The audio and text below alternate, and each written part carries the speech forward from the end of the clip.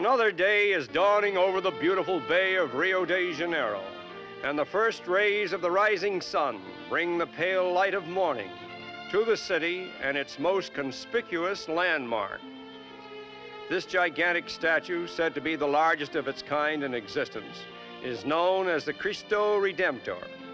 It stands on the summit of Corcovado mountain and towers over the city in gentle benediction, a most impressive symbol of an undying faith. The Avenida Beira Mar follows the contour of the harbor for miles, and at night, when its colorful lights are reflected in the water, it is a sight to behold. When the first Portuguese explorers sailed into the harbor of Rio and claimed it for the crown of Portugal, they thought it was the mouth of a river, and it being the month of January, they named it Rio de Janeiro, or River of January. In the years that followed, Portugal was too involved with her Asiatic discoveries to pay much attention to her River of January. But when other European powers endeavored to settle here, she became aroused and moved into Rio de Janeiro with flying colors. That was over 4 centuries ago, and what we now behold is an enchanted metropolis with about 2 million inhabitants and a reputation of being the most magnificent city in the world.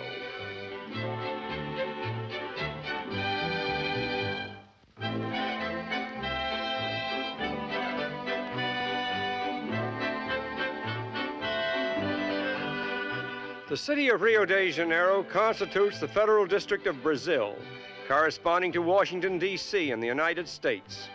Brazil itself comprises about half the land area of South America and supports approximately 47 million inhabitants. The government draws no color line, nor does it tolerate the slightest prejudice toward any of its people. In fact, the mestizo, or mixed blood, is one of Brazil's proudest and most honored citizens.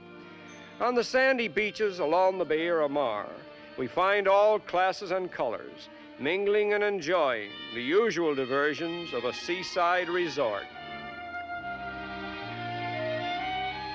In all the world, there is no more beautiful seascape than Copacabana, as it skirts the sea like a jeweled crescent, presenting scenic masterpieces in which both man and nature have harmonized the grandest of their creative talents. Old Sugarloaf, standing like a rock of ages at the entrance to the harbor, is the city's most familiar landmark, and sooner or later, all visitors enjoy the thrill of a ride to its summit in this unique little aerial car.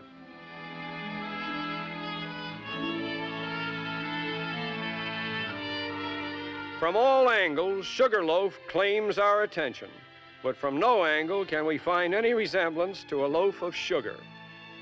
And now we're traveling over the road to Kitandinha, a comparatively new mountain resort, about 40 miles from Rio.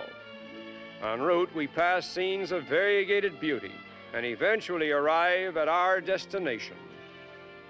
It was at this luxurious hotel that President Truman addressed the closing session of the Inter-American Conference for the maintenance of continental peace and security. Quitandinha was originally constructed as a public gambling casino, but after its completion, legalized gambling in Brazil was forbidden. This exotic establishment now depends largely upon tourist patronage for its existence. Our next point of interest is Sao Paulo, the second largest city in Brazil and one of the most important industrial centers in all of South America.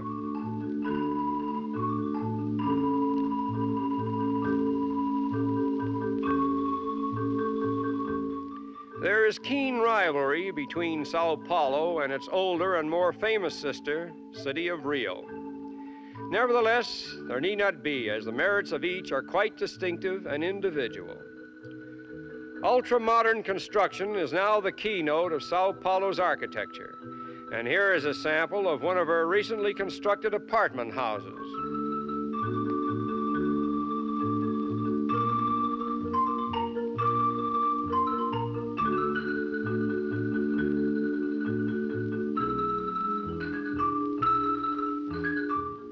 Sao Paulo, or St. Paul, is now a city of over 1.5 million inhabitants.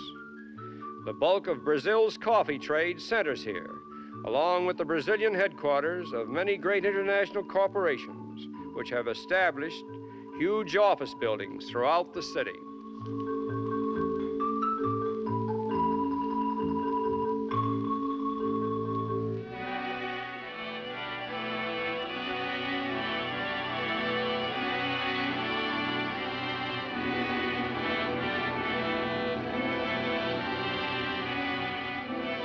From Sao Paulo, we travel by airplane to the western corner of Brazil, where we are thrilled at the sight of one of the world's greatest water spectacles, the famous falls at Iguazu.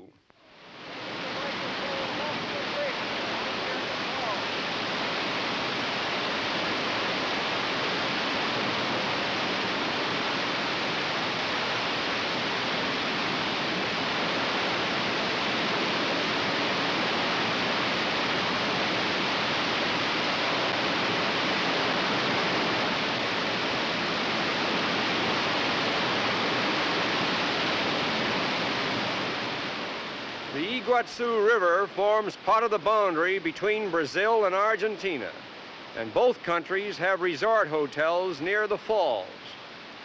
Iguazu is the native Indian name for great waters, and until recent times, very few white men have had the thrill of seeing this wondrous sight.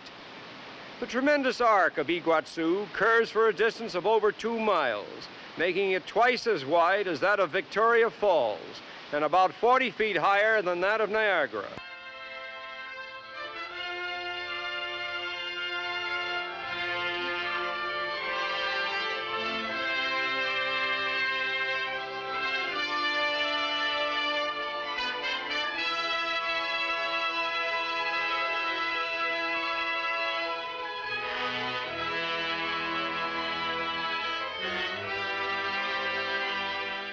There are several vantage points to view the 70 or more cascades as they come tumbling from the brink in a succession of 2 or more leaps.